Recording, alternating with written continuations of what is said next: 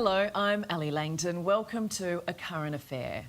Stop steamrolling us. That's the blunt message from angry farmers fighting to save their land and livelihoods. They've united to stop a plan to build giant power lines across their properties. And the stakes are high. It's literally sending us mad, yeah. Farmers united in fury.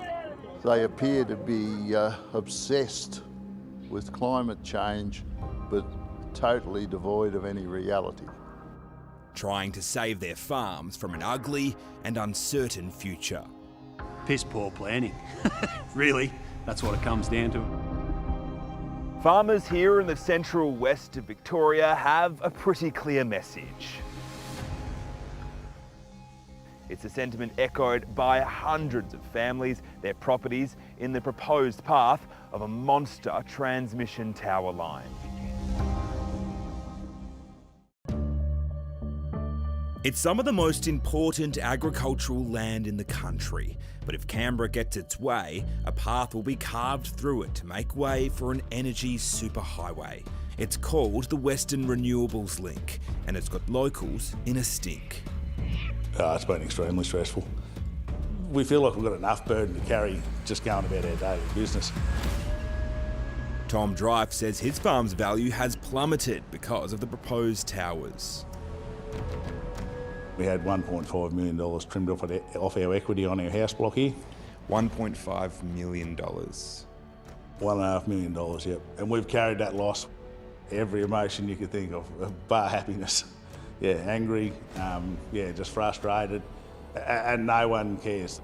He and his wife recently built their dream home in Glendaruel, north of Ballarat, their little piece of paradise complete with the perfect view. So this is your beautiful view here, but not for long. No, once the power lines go up, the trees are about 35 metres, the towers will be well over twice as high as the trees, yep. We positioned the house to take advantage of the views, and they are just going to be destroyed by 80-metre high towers. AusNet has the tender to build the project. The proposed power line stretches 190 kilometres from Bulgana to Sydenham, designed to transport renewable energy across the state. Locals have been fighting against it for years, farmers refusing to let the company onto their land to plan the project.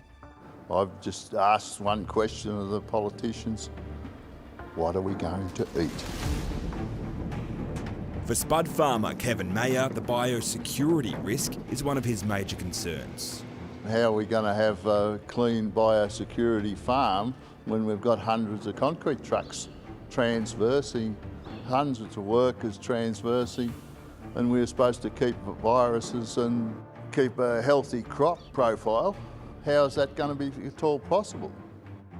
He says farmers feel forgotten and taken for granted.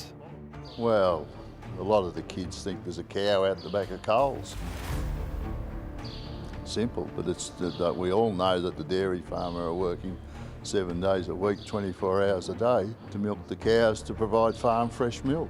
The Prime Minister visited Ballarat last month, his car chased out of town by angry farmers on tractors, while this message to AusNet has become a local tourist attraction.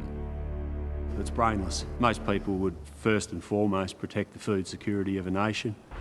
Potato farmer Kane Richardson says there's support for a below-ground plan, which would cost significantly more money, but he says presents less problems for the future. Splits our farm in pretty much half, creates a lot of liability and work-safe issues, creates devaluation of property issues, can potentially create contract reliability issues. He says he was recently paralysed from the waist down because of the ongoing stress of the project. Health-wise, been horrendous. I've actually landed myself having to learn to walk again through infection of the spinal fluid related to stress. Farmers are preparing to formally present their case against the project. One of the main arguments is the towers will make the bushfire season far more dangerous.